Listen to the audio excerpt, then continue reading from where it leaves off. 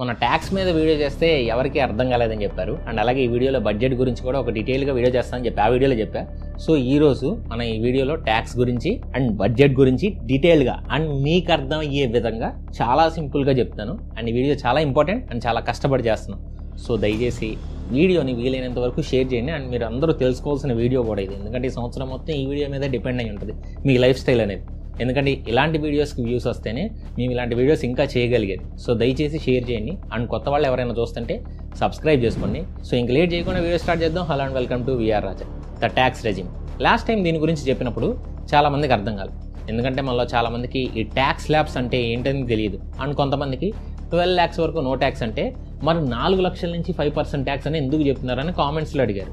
So మనం basics నుంచే start చేద్దాం. ఫస్ట్ మన గవర్నమెంట్కి ఇన్కమ్ ఎంత వస్తుంది అండ్ అందులో ట్యాక్స్ ఎంత ఉంటుందనేది చూద్దాం. చూసి మనం ఒక కంట్రీలో ఉంటున్నాం, మనకు రోడ్స్ కావాలి, ట్రాన్స్పోర్టేషన్ కావాలి, ఎలక్ట్రిసిటీ కావాలి, వాటర్ అండ్ ముఖ్యంగా ప్రొటెక్షను కావాలి. ఇవన్నీ మనకి ఇవ్వడానికి మన గవర్నమెంట్ ఎన్నుకుంటున్నాం. బట్ ఈ గవర్నమెంట్కి డబ్బులు ఎక్కడి నుంచి వస్తాయి? దీనికి గవర్నమెంట్కి 5 ఇన్కమ్ సోర్స్ ఉన్నాయి. అవేంటంటే నెంబర్ 1 ట్యాక్స్ రెవెన్యూ. ఇది మనకి మెయిన్ ఇన్కమ్ సోర్స్. ఇందులో కూడా చాలా రకాలు ఉన్నాయి, అవి తర్వాత చూద్దాం. రెండోది నాన్ ట్యాక్స్ రెవెన్యూ, అంటే ట్యాక్సెస్ కాకుండా మిగతా వాటి ద్వారా గవర్నమెంట్ ఏం చేస్తుంది, like bus tickets, toll fee లేదా గవర్నమెంట్ కంపెనీస్ నుంచి వచ్చే ఇన్కమ్. థర్డ్ 1 క్యాపిటల్ రిసీట్స్, అంటే అప్పు లేదా వేరే కంట్రీస్ మనకి ఫ్రీగా డబ్బులు ఇవ్వడం. నెంబర్ 4 న్యాచురల్ రిసోర్సెస్ రెవెన్యూ, అంటే oil, gas, royalties and mining అని కానీ మినరల్ ఎక్స్ట్రాక్షన్ ద్వారా వచ్చే ఇన్కమ్ అనమాట. నెంబర్ 5 మిస్లీనియస్ సోర్సెస్, అంటే మన కంట్రీ వెపన్స్ని అమ్మి మనీ తెచ్చుకోవడం. టూరిజం రెవెన్యూ, అలాగే మన ప్రాపర్టీని వేరే కంట్రీ రిలీజ్ ఇవ్వడం ద్వారా వచ్చిన ఇన్కమ్. ఇందులో మనకి ఇంపార్టెంట్ ట్యాక్స్ రెవెన్యూ, ఎందుకంటే మన ఇండియాకి మేజర్ రెవెన్యూ సోర్స్ ఇదే. కావాలంటే మీరే చూసుకోండి, మన ఇండియా యొక్క 2023-24 రెవెన్యూ రిసీట్స్ డేటా. ఇందులో ట్యాక్స్ రెవెన్యూ 2023-24కి ఎంత ఉందో తెలుసా? 34,65,518 కోట్లు. అండ్ నాన్ ట్యాక్స్ రెవెన్యూ కేవలం 4,01,785 కోట్లు ఉంది. అండ్ అలాగే టోటల్ నాన్ డెట్ రిసీట్స్ 59,767 కోట్లు ఉంది. అండ్ అలాగే టోటల్ డెట్ రిసీట్స్ 16,53,849 కోట్లు ఉంది. ఇందులో ట్యాక్స్ రెవెన్యూ షేర్ వచ్చేసి దాదాపు 62.10%. అండ్ నెక్స్ట్ హైయెస్ట్ వచ్చేసి అప్పులు 29.63% ఉన్నాయి. And third non tax revenues 7.20% ఉంది. అండ్ ఫైనల్గా నాన్ డెట్ రెవెన్యూ కేవలం 1.07% ఉంది. సో మన ఇండియాకి మేజర్ ఇన్కమ్ సోర్స్ ట్యాక్స్. అయితే ఈ ట్యాక్స్ ఏంటి? మనకి ట్యాక్స్లో కూడా 2 రకాలు ఉన్నాయి. ఒకటి డైరెక్ట్ ట్యాక్స్, రెండోది ఇండైరెక్ట్ ట్యాక్స్. ఈ రెండు ఏంటనేది మీకు సింపుల్గా చెప్పాలంటే, మనం డైరెక్ట్గా గవర్నమెంట్ కట్టే ఏ ట్యాక్స్ అయినా సరే అది డైరెక్ట్ ట్యాక్సే. అంటే మనం ఇన్కమ్ మీద కట్టే ట్యాక్స్, ప్రాపర్టీ మీద కట్టే ట్యాక్స్, లేదా కంపెనీస్ లేదా బిజినెస్ వాటి ఇన్కమ్ మీద కట్టే ట్యాక్స్, దీన్ని కార్పొరేట్ ట్యాక్స్ అని కూడా అంటారు. సో ఒక పర్సన్ కానీ, బిజినెస్ కానీ, లేదా ఏదైనా ఒక ఎంటిటీ డైరెక్ట్గా గవర్నమెంట్కి పే చేసే tax direct tax. And indirect tax అంటే మనం థర్డ్ పార్టీ నుంచి గవర్నమెంట్కి పే చేసే ట్యాక్స్. ఇప్పుడు మీరు ఒక చాక్లెట్ కొన్నారనుకోండి, దాని రేట్లోనే ఆల్రెడీ జీఎస్టీ ఇంక్లూడ్ అయ్యి ఉంటుంది. ఆ జీఎస్టీ వచ్చేసి మన కంపెనీస్కి కడితే కంపెనీస్ మన తరపు నుంచి గవర్నమెంట్కి కడతాయి. లేదా ఇప్పుడు మీరు జొమాటోలో ఒక ఆర్డర్ పెట్టుకున్నారనుకోండి, ఆ బిల్ చూడండి, అందులో మీకు ట్యాక్స్ అని ఉంటుంది. ఆ ట్యాక్స్ మనం జొమాటో వాడికి ఇస్తున్నాం అండ్ జొమాటో వాడు గవర్నమెంట్కి పే చేస్తాడు. సో మనం డైరెక్ట్గా గవర్నమెంట్కి పే చేయట్లా, జొమాటో వాడు కడుతున్నాడు. సో మనం పే చేయలేకపోతే దాన్ని ఇండైరెక్ట్ ట్యాక్స్ అంటాం. అందులో main GST, excise tax, VAT, custom duty ఇలాంటివి ఉంటాయి. సో ఇప్పుడు మీకు direct tax and indirect tax అంటే ఏంటి అని అర్థమైందని అనుకుంటున్నాను. సో మనకు వచ్చే ట్యాక్స్ రెవెన్యూ 2023లో 34,65,518.58 కోట్లు ఉంటే అందులో కేవలం డైరెక్ట్ ట్యాక్సే 19,56,233.32 కోట్లు ఉంది. అంటే డైరెక్ట్ ట్యాక్స్ దాదాపు 56.45% ఉంటే ఇండైరెక్ట్ ట్యాక్స్ 43.55% ఉంది. అండ్ ఈ డైరెక్ట్ ట్యాక్స్లో కూడా రెండే main, income tax and corporate tax. Income tax 10,45,178.31 కోట్లు ఉంటే కార్పొరేట్ ట్యాక్స్ 9,11,055.01 కోట్లు ఉంది. ఇవి కాకుండా ఇండైరెక్ట్ ట్యాక్స్లో మెజారిటీ జీఎస్టీ 9,57,207.82 కోట్లు ఉంది. సో మన ట్యాక్స్ రెవెన్యూలో దాదాపు 84.07% కేవలం డైరెక్ట్ ట్యాక్స్ అండ్ జీఎస్టీ మాత్రమే ఉన్నాయి. సో మీకు ఇప్పటికే అర్థమైంది అనుకుంటున్నాను, మనం కట్టే ట్యాక్స్ గవర్నమెంట్కి మేజర్ ఇన్కమ్ సోర్స్. అది కూడా మెయిన్గా 3 నుంచి వస్తుంది. ఒకటి income tax, corporate tax, GST. ఈ 3 కూడా జీఎస్టీ మాత్రమే ఇండియాలో ఉన్న మ్యాక్సిమం అందరూ ఎప్పుడో ఒకప్పుడు పే చేసి ఉంటారు. అంటే పాల ప్యాకెట్ కొన్నప్పుడు లేదా చాక్లెట్ కొన్నప్పుడు ఇలా కట్టేసి ఉంటారు. కానీ ఇన్కమ్ ట్యాక్స్ కడుతుంది 2,09,00,000 మంది. అండ్ వీళ్ళే కార్పొరేట్ ట్యాక్స్ కట్టడానికి కూడా రీజన్, ఎందుకంటే వీళ్ళ వల్లనే కంపెనీస్ నడుస్తున్నాయి కాబట్టి. సో టోటల్గా మన ఇండియా రెవెన్యూలో 30% పే చేసేది 2,09,00,000 మంది మాత్రమే. Hey guys, big cricket action అనేది ఆల్రెడీ స్టార్ట్ అయిందని మీకు రిమైండ్ చేయడానికి వచ్చాను. ఉమెన్స్ ప్రీమియర్ లీగ్ అనేది స్టార్ట్ అవబోతుంది అండ్ నేనైతే ఈ స్ట్రాంగెస్ట్ ఉమెన్ క్రికెటర్స్ యొక్క బ్యూటిఫుల్ ఫైట్ ని మిస్ చేయాలని అనుకోవట్లేదు. దానికోసం మీకు కావాల్సింది పరిమ్యాచ్. ఇది నెంబర్ 1 ప్రెడిక్షన్ ప్లాట్ఫామ్. మీకోసం ఒక సూపర్ వెల్కమ్ బోనస్ ను కూడా తీసుకొచ్చారు. అదేంటంటే మీరు మీ ఫస్ట్ డిపాజిట్ లోనే 700% వరకు బోనస్ లభిస్తుంది. ఇంకా బంచ్ ఆఫ్ ఫ్రీ బిట్స్ కూడా మీరు గెయిన్ చేసుకోవచ్చు. అండ్ అదర్స్ ప్లే చేసినప్పుడు విన్నింగ్ ఛాన్స్ని కూడా పొందొచ్చు. అండ్ మీ ఫేవరెట్ ప్లేయర్స్ని చీర్ చేయండి, విన్నింగ్ ఎగ్జైట్మెంట్ని కూడా పొందండి. అండ్ మీకు తెలుసా ఎందుకు పరిమ్యాచ్ అనేది చాలా మందికి ఫేవరెట్ ప్లాట్ఫామ్ అని? కేవలం 200 రూపాయలతో స్టార్ట్ చేయొచ్చు అండ్ 1 క్లిక్తో రిజిస్ట్రేషన్ అయిపోద్ది. మీరు మీ గేమ్ని స్టార్ట్ చేయొచ్చు. ప్రతి వారం సూపర్ గివ్వేస్ అండ్ టోర్నమెంట్స్ ఉంటాయి. సో కేవలం చూస్తే మీ టైంని అయితే వేస్ట్ చేసుకోవద్దు. ఎందుకంటే ఇది గేమ్లోకి దిగి విన్ అవ్వాల్సిన టైం. అండ్ ఇందులో మీరు ఎక్స్పర్ట్స్ అవ్వాల్సిన అవసరం కూడా లేదు. జస్ట్ జాయిన్ అయ్యి గెలుచుకోండి. ఈ అదృష్టం మీద ఆధారపడే అట్లు డబ్బులు నష్టపోయే అవకాశం కూడా ఉంది. అండ్ బెస్ట్ పాయింట్ ఏంటంటే ఎంతవరకు మీరు రిజిస్టర్ అవ్వకపోతే కింద పిన్నెడ్ కామెంట్లో ఉన్న లింక్ పైన క్లిక్ చేసి రిజిస్టర్ అవ్వండి. Free bits and 700% welcome bonus కూడా గెయిన్ చేయండి. Bet smart, win big and support the rise of women sports with Parimatch. And ఒకటి గుర్తుపెట్టుకోండి, ఫైనాన్షియల్ రిస్క్ ఉంది. So play responsibly and 18+ users only.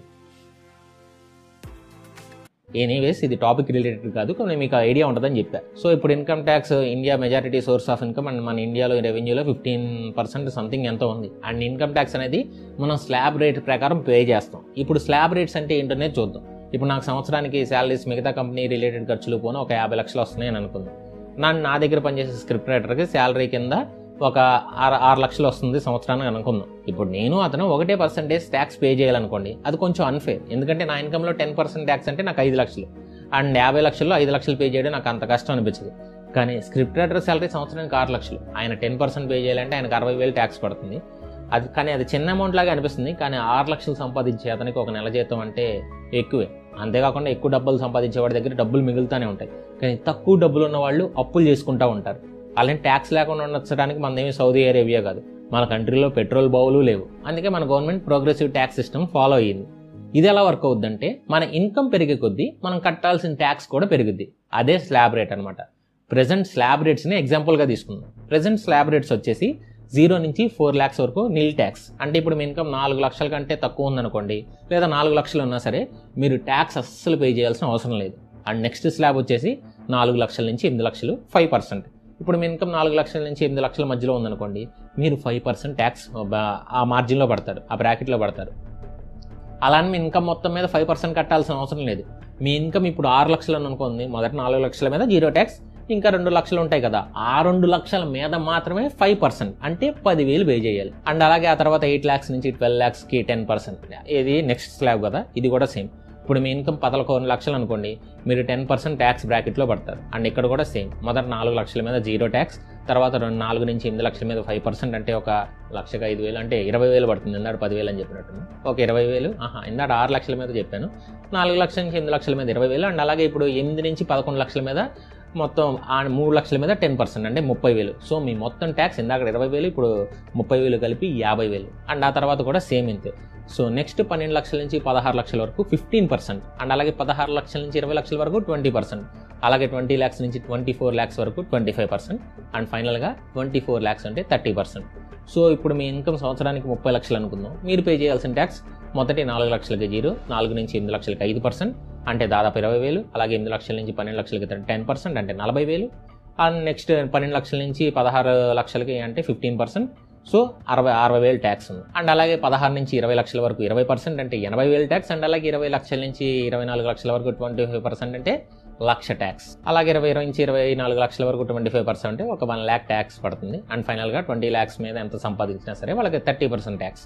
So ఇప్పుడు మీ ఇంకా 30 లక్షలు ఉంటాయి. 24 నుంచి ఇంకా 6 లక్షలు ఎక్స్ట్రా సంపాదించారు కాబట్టి ఆ 6 లక్షల మీద 30% ట్యాక్స్ అంటే 1,80,000.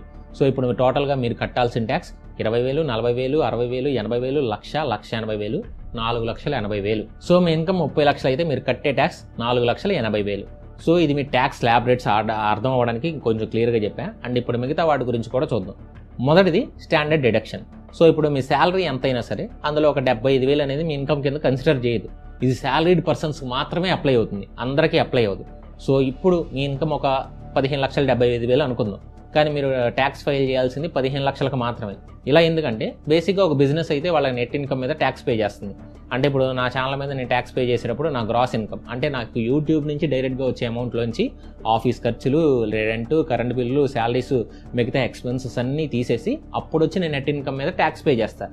అంటే ఇప్పుడు నాకు యూట్యూబ్ మీద 80 లక్షలు అనుకుందాం, అందులో నాకు ఒక 30 లక్షలు ఖర్చులేనాయి. అంటే ఇక్కడ వర్క్ చేసే వాళ్ళకి శాలరీస్, కరెంట్ బిల్లు, ఆఫీస్ నుంచి ఆఫీస్ రెంట్ అండ్ అలాగే మిగతావన్నీ కలుపుకొని సంవత్సరానికి 30 లక్షలు అయ్యాయి అనుకోండి.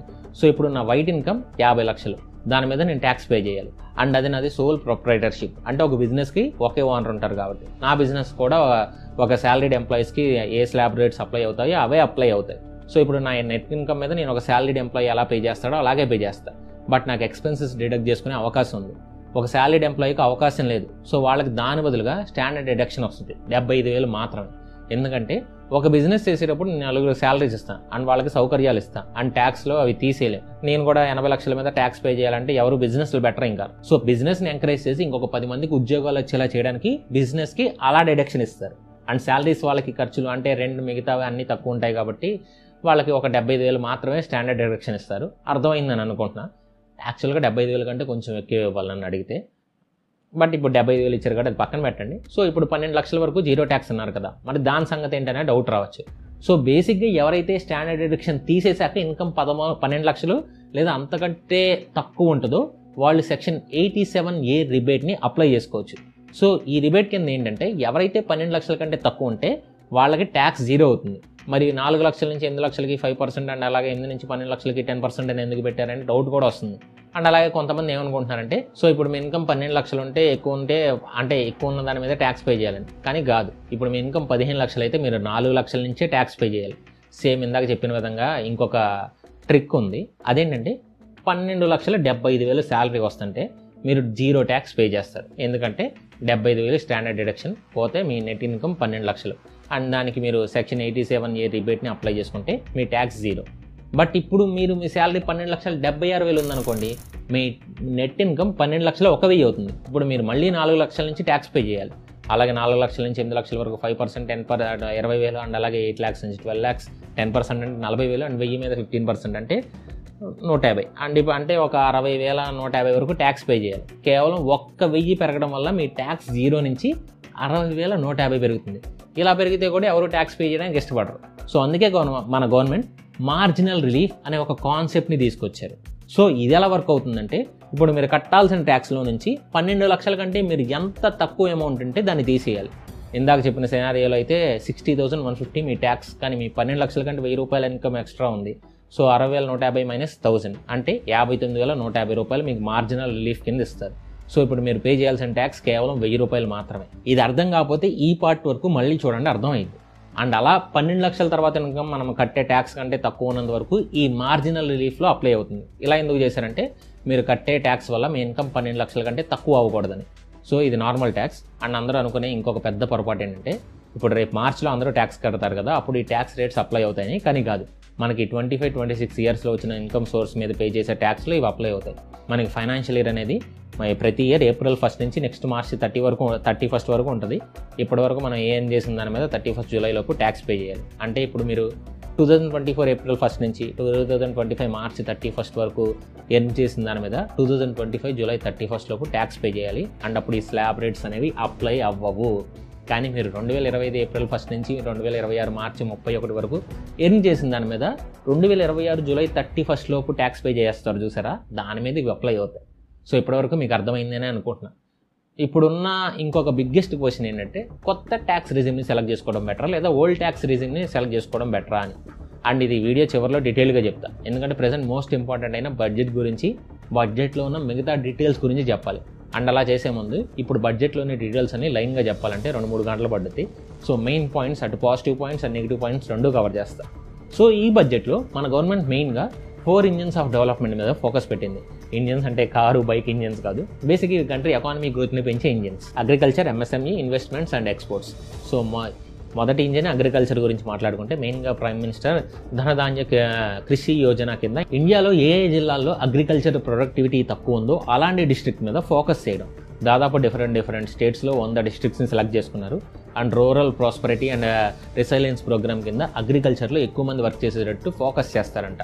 అండ్ ఇది మల్టీ సెక్టరల్గా ఉంటుంది. అంటే కేవలం వ్యవసాయంలోనే కాదు, వ్యవసాయానికి హెల్ప్ చేసే అన్ని ఇండస్ట్రీస్ లైక్ ఎరువులు లేదా technology plus modern farming techniques నేర్పించే ఇన్స్టిట్యూట్స్, అలాగే వ్యవసాయంలోకి రావాలనుకునే యంగ్ ఫార్మర్స్కి హెల్ప్ చేయడం, ఇలాంటివి. అండ్ నెక్స్ట్ తుర్, ఉరద్, మసూర్ అంటే కందిపప్పు, మినపప్పు, అంటే అంతే కదా ఈ హిందీలో, కందిపప్పు, మినపప్పు అండ్ మసూర్ దాల్ అంటే ఎర్ర కందిపప్పు అనుకుంటా, కరెక్ట్గా తెలియదు. సో ఈ 3 పప్పుల్ని central government agencies NAFED and NCCF లాంటివి కొనుక్కుంటాయి. సో ఈ పంటలు వేసేవాళ్ళు ఎక్కువ అవుతారు, ఎందుకంటే సెంట్రల్ గవర్నమెంట్ ఎంత ప్రొడ్యూస్ చేస్తే అంత కొనుక్కుంటామని చెప్పింది. అలాగే కిసాన్ క్రెడిట్ కార్డ్స్ మీద లిమిట్ని 3 లక్షల నుంచి 5 లక్షలకు పెంచింది. ప్లస్ ఇంకా cotton and aquaculture and cattle farming మీద కూడా స్పెషల్ సబ్సిడీస్ ఉన్నాయి. అండ్ సెకండ్ ఇంజన్ MSME అంటే micro, small, medium enterprises. So చిన్న చిన్న పచారీ కొట్లు, స్ట్రీట్ వెండర్స్ నుంచి మీడియం ఎంటర్ప్రైజెస్ అంటే annual turn over up to 250 crores ఉన్న బిజినెసెస్కి సెంట్రల్ గవర్నమెంట్ హెల్ప్ చేస్తుంది. ఎందుకంటే మన ఎక్స్పోర్ట్స్లో దాదాపు 45% వాటి నుంచే వెళ్తున్నాయంట. అండ్ స్టార్టప్స్కి కేవలం 59 minutesలోనే లోన్ వచ్చే ఫీచర్స్ ఉన్నాయి. దీనికోసం గవర్నమెంటే సపరేట్గా పోర్టల్ని ఓపెన్ చేసింది. ఇందులో 1 lakh నుంచి 5 crores వరకు లోన్ ఇస్తారు. అండ్ ఇది కూడా కొలాటరల్గా ఉన్నా లేకపోయినా ఇస్తారు, కానీ లేకపోతే బిజినెస్ ఫైనాన్షియల్ స్టేటస్ను కూడా డిసైడ్ చేస్తారు. బట్ ఇది చాలా స్టార్టప్స్ గ్రోత్కి ఒక వరం లాంటిదని చెప్పొచ్చు. అండ్ ముద్రా లోన్ కూడా 10,000 నుంచి 10 లక్షల వరకు ఇందులోనే ఇస్తారంట. అంతేకాకుండా ప్రైవేట్ సెక్టార్ నుంచి వీళ్ళకి ఇన్వెస్ట్మెంట్ రావడానికి గవర్నమెంట్ సబ్సెక్యూరిటీని ఇస్తుంది. అంటే ఇప్పుడు గవర్నమెంట్కి ఒక బిజినెస్కి గ్రోత్ ఉందని తెలిసిందనుకోండి, దానికి అందులో ప్రైవేట్ సెక్టార్ ఇన్వెస్ట్మెంట్కి గవర్నమెంట్ సెక్యూరిటీ ఇస్తుంది. దీనివల్ల స్మాల్ అండ్ మీడియం బిజినెస్లో ఇన్వెస్ట్ చేసేవాళ్ళు చాలా ఎక్కువ అవుతారు, ఎందుకంటే ఒకవేళ లాస్ అయినా గవర్నమెంట్ సెక్యూరిటీ ఉంది కాబట్టి రిస్క్ ఉండదు. దానికోసం సపరేట్గా 50,000 కోట్లని లివరేజ్ కింద పెట్టారు. ఇవే కాకుండా వేరే వేరే లోన్ లిమిట్స్ని కూడా పెంచారు. మ్యాక్సిమం 100 కోట్ల వరకు లోన్ వచ్చే విధంగా చూసుకున్నారు. ప్లస్ స్ట్రీట్ వెండర్స్కి PM స్వనిధి స్కీమ్ కింద separate UPI linked credit cards ఇస్తున్నారు. అండ్ లిమిట్ వచ్చేసి 30,000. ఇది డైలీ వెండర్స్కి, ముఖ్యంగా కూరగాయలు అమ్ముకునే వాళ్ళకి అండ్ చిన్న చిన్న బడ్డీ కొట్ల వాళ్ళకి హెల్ప్ అవుతుంది. అండ్ మనం పే చేసే కొద్దీ దీని లిమిట్ కూడా పెరుగుతుంది. ఇంతకుముందు పేటీఎం లాంటి లోన్స్ ఇచ్చేదనుకుంటా, వాళ్ళు ఇంట్రెస్ట్ రేట్ కూడా 14% నుంచి స్టార్ట్ అయ్యేది. అండ్ అది కూడా లోన్లు ఇస్తారు, ఇలా కాదు. బట్ ఇవి చాలా హెల్ప్ అవుతాయి. బట్ తీసుకునే వాళ్ళు ఒకటి గుర్తుపెట్టుకోండి, లేటుగా అస్సలు పే చేయొద్దు. ఈ లైన్ మళ్ళీ గుర్తుపెట్టుకోండి, ఎందుకంటే ఇంట్రెస్ట్ చాలా ఎక్కువ పడుతుంది. అంతేకాకుండా scheduled caste and scheduled tribes నుంచి వచ్చిన కొత్త బిజినెస్ ఉమెన్కి 2 కోట్ల వరకు లోన్ ప్రొవైడ్ చేస్తారు. అండ్ ఫైనల్గా మేడ్ ఇన్ ఇండియా బ్రాండ్కి గ్లోబల్గా ఒక రికగ్నిషన్ తీసుకొచ్చే విధంగా ప్లాన్ చేస్తామని కూడా చెప్పారు. ఇది అయినా అవ్వకపోయినా సరే ఈ MSMEలకి ఈ బడ్జెట్ ఒక వరం అనుకోవచ్చు. థర్డ్ ఇంజన్ వచ్చేసి ఇన్వెస్ట్మెంట్. అండ్ ఇక్కడ ఇన్వెస్ట్మెంట్స్ అంటే కేవలం కంపెనీస్లోనే కాదు, మెయిన్గా పీపుల్, ఎకానమీ, ఇన్నోవేషన్ మీద చేసే ఇన్వెస్ట్మెంట్. ఫస్ట్ థింగ్ వచ్చేసి నెక్స్ట్ 5 yearsలో గవర్నమెంట్ స్కూల్స్లో 50,000 అటల్ టింకరింగ్ ల్యాబ్స్ని సెటప్ చేస్తారంట. అండ్ అలాగే ఇండియన్ లాంగ్వేజ్ బుక్స్ని డిజిటల్ ఫామ్లోకి అందుబాటులోకి ఉండేలా చూసుకుంటారంట. అండ్ ఒక 5 వరకు national centre for excellence for స్కిల్లింగ్ని సెటప్ చేస్తారంట. ఎడ్యుకేషన్లో ఇన్వాల్వ్మెంట్ కోసం దాదాపు 500 కోట్లను ఖర్చు పెట్టబోతున్నారు. అండ్ అలాగే GIG వర్కర్స్కి medical facilities and identity cards లాంటివి ఇష్యూ చేస్తారు. అండ్ అలాగే cities as growth hubs, creative redevelopment of cities and water and sanitation ఇలాంటి వాటికి దాదాపు 1,00,000 కోట్లు అలాట్ చేశారు. అలాగే private sector driven research development innovation ఇనిషియేటివ్కి దాదాపు 20,000 కోట్లు అలౌ చేశారు. అండ్ ఇవన్నీ బ్రిలియంట్ అనే చెప్పొచ్చు. ఎందుకనేది ఎక్స్ప్లెయిన్ చేయాలంటే మాత్రం చాలా టైం పడుతుంది, బట్ ఇవి చాలా మెయిన్, గుర్తుపెట్టుకోండి. అలాగే IIT seats and medical seats కూడా పెంచారు. ప్లస్ స్టూడెంట్ లోన్స్కి ఈజీ యాక్సెస్ ఇచ్చారు. ఇంకా కొన్ని ఉన్నాయి. అండ్ నెక్స్ట్ ఇంజన్ వచ్చేసి ఎక్స్పోర్ట్స్. ఇందాక MSMEల గురించి అండ్ వాటి డెవలప్మెంట్ గురించి చెప్పుకున్నాం కదా, బట్ ఇవన్నీ కొనేవాళ్ళు లేకపోతే వేస్ట్ అవుతాయి. అందుకే ఎక్స్పోర్ట్స్ కోసం స్పెషల్గా భారత్ ట్రేడ్ నెట్ లాంటివి స్టార్ట్ చేయబోతున్నారు. ప్లస్ ఎక్స్పోర్ట్స్ ఈజీ అయ్యే వేస్ని ఇంప్లిమెంట్ చేస్తున్నారు. ఇవి మెయిన్ ప్రోస్. ఇంకా ఫైనాన్షియల్ సెక్టర్ రిఫార్మ్స్ అండ్ డెవలప్మెంట్కి కొన్ని పాయింట్స్ కూడా ఉన్నాయి, బట్ అవన్నీ ఎక్స్ప్లెయిన్ చేయడం మనకు అంత ఇంపార్టెంట్ కాదు. ఇప్పుడు లెంత్ అయ్యిందని ఇంపార్టెంట్ కాదని కాదు. అండ్ ఇప్పుడు కాన్స్ విషయానికి వస్తే మెయిన్ ప్రాబ్లం వచ్చేసి ట్యాక్స్ని తగ్గించడమే. యూసీ ఇప్పుడు ఇంప్లిమెంట్ చేసిన ట్యాక్స్ సిస్టమ్ వల్ల దాదాపు ఇయర్కి 1 trillion రూపీస్ గవర్నమెంట్ ఇన్కమ్ తగ్గుద్ది. 12 లక్షల వరకు నిల్ ట్యాక్స్ అయితే, ఇంకోటి ఏంటంటే ట్యాక్స్ బ్రాకెట్స్ని మార్చి నార్మల్గా పే చేసే ట్యాక్స్ని తగ్గించింది.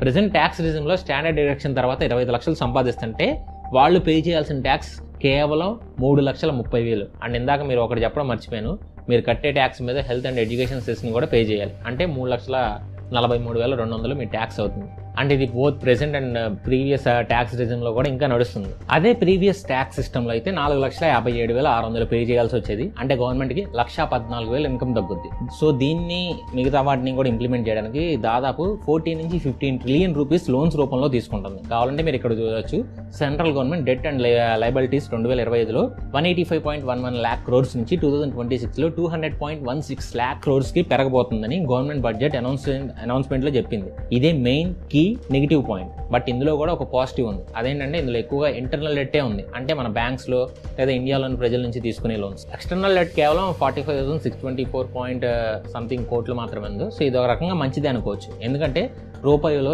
రోజుకి పడిపోతుంది. సో ఎక్స్టర్నల్ డెట్ అంటే IMF నుంచి వేరే కంట్రీస్ నుంచి తీసుకుంటే రూపాయి పడిపోవడం వల్ల వాళ్ళకి పే చేయాల్సిన అమౌంట్ చాలా పెరుగుద్ది. బట్ వీళ్ళు ఇంటర్నల్గా తీసుకున్నారు కాబట్టి ఎక్కువ ప్రాబ్లం ఉండదు. బట్ ఎకానమీ మీద మాత్రం కొంచెం నెగిటివ్ ఇంపాక్ట్ చూపించే అవకాశం ఉంది. అండ్ మనకు వచ్చే ఇన్కంలో దాదాపు 24% ఉంది. సో అదే మెయిన్ ప్రాబ్లం. ఇంతకుముందు ఇయర్స్లో అయితే 20% అలా ఉండేది, బట్ 24%కి పెరగడం అంటే డెట్ మీద ఆధారపడ్డది. సో దాన్ని తగ్గించుకుంటేనే మంచిది. అలా చేయాలంటే కొన్ని ఫ్రీ స్కీమ్స్ని, అవసరం లేని వాటిని తగ్గించాలి. ఇది చూడండి, ఎస్టిమేటెడ్ స్పెండింగ్. ఇందులో సెంట్రల్కి వచ్చే ఇన్కంలో 22% స్టేట్కి వస్తుంది. అండ్ అలాగే సెంట్రల్లీ స్పాన్సర్డ్ స్కీమ్స్ మీద 8% ఖర్చు పెడుతుంది. అండ్ మేజర్ సబ్సిడీస్ 6% ఉన్నాయి. అండ్ ఇంట్రెస్ట్ పేమెంట్స్ 20% ఉంది. సో మీరే అర్థం చేసుకోండి, అప్పులు రీసెంట్ ఇయర్స్లో కొన్ని తగ్గాయి, బట్ ఇంకా తగ్గాలి. ఇదే కాకుండా కీ సెక్టార్స్ అయిన ఎడ్యుకేషన్ అండ్ హెల్త్ మీద పెట్టే ఖర్చు కొంచెం తక్కువనే ఉంది. అండ్ ఈ ఇయర్కి సెక్టార్స్లో ఎక్కువ ఖర్చు పెట్టింది ఆర్మీకి, అండ్ తర్వాత అగ్రికల్చర్కి, ఆ తర్వాత ఎడ్యుకేషన్ అండ్ హెల్త్ ఉన్నాయి. ఇది ఒక రకంగా మంచిదైనా ఇంకొక రకంగా నెగిటివ్ ఇంపాక్ట్ కూడా ఉంటుంది. డెవలపింగ్ కంట్రీకి మెయిన్గా health and infrastructure and education మీద స్పెండ్ చేయాలి. బట్ మనం ఉన్న పొజిషన్లో డిఫెన్స్ మీద స్పెండ్ చేయడం తప్పదు, ఎందుకంటే చుట్టూ ఎనిమీ కంట్రీస్ ఉన్నాయి. సో ఈ బడ్జెట్లో ఉన్న కీ నెగిటివ్ పాయింట్స్. ఇంకా ఫైనల్గా ఓల్డ్ ట్యాక్స్ రిజం బెటరా, న్యూ ట్యాక్స్ రిజం బెటరా అంటే మీకున్న డిడక్షన్స్ బట్టి చూస్ చేసుకోండి. ఓల్డ్లో ATC, ATD, HRA, home loan లాంటివి ఉన్నా సరే అవి ఫుల్గా క్లెయిమ్ చేసుకోవడం చాలా రేర్. బట్ ఫుల్గా క్లెయిమ్ చేసుకోగలిగితే ఓల్డ్ ట్యాక్స్ రిజమే బెటర్, లేదంటే న్యూ ట్యాక్స్ రిజం తీసుకోండి. అండ్ తీసుకునే ముందు ఒకసారికి మీరు న్యూ ట్యాక్స్ రిజంలో సెలెక్ట్ చేసుకుంటే మళ్ళీ ఓల్డ్ ట్యాక్స్ రిజంకి వెళ్ళలేరు. సో నెక్స్ట్ రిజంలో ఇలాగే 12 lakhs వరకు నో ఇన్కమ్ ట్యాక్స్ అనేది ఉంటుందో లేదో కూడా చెప్పలేము. సో అన్నీ ఆలోచించి తీసుకోండి. కంక్లూజన్. సో గైస్, ఇదే బడ్జెట్. చాలా డీటెయిల్డ్గా ఎక్స్ప్లెయిన్ చేయడానికి ట్రై చేశాను, అర్థమైందని అనుకుంటున్నా, చాలా నెమ్మదిగా కూడా చెప్పాను. సో మీకు నచ్చితే వీలైనంత మందికి షేర్ చేయండి అండ్ సబ్స్క్రైబ్ చేసుకోవడం అస్సలు మర్చిపోవద్దు. అండ్ ఇలాంటి వీడియోస్ కావాలంటే కింద కామెంట్ చేయండి. అండ్ ఇలాంటి వీడియోలు కావాలంటే కింద ఇండియా అని కామెంట్ చేయండి. ఇలాంటి మంచి మంచి వీడియో ఇంకా తీసుకొస్తాను. అండ్ ఖచ్చితంగా అందరికీ షేర్ చేయండి. ఈ వీడియో చివరి వరకు చూస్తున్న ప్రతి ఒక్కరికి లవ్ యూ సో మచ్ ఎప్పటికీ. అండ్ కొత్త వాళ్ళు ఛానల్ని సబ్స్క్రైబ్ చేసుకొని బెల్ ఐకాన్ ఆన్లో పెట్టుకోండి. బెల్ ఐకాన్ ఆన్లో పెట్టడం మర్చిపోతున్నారు.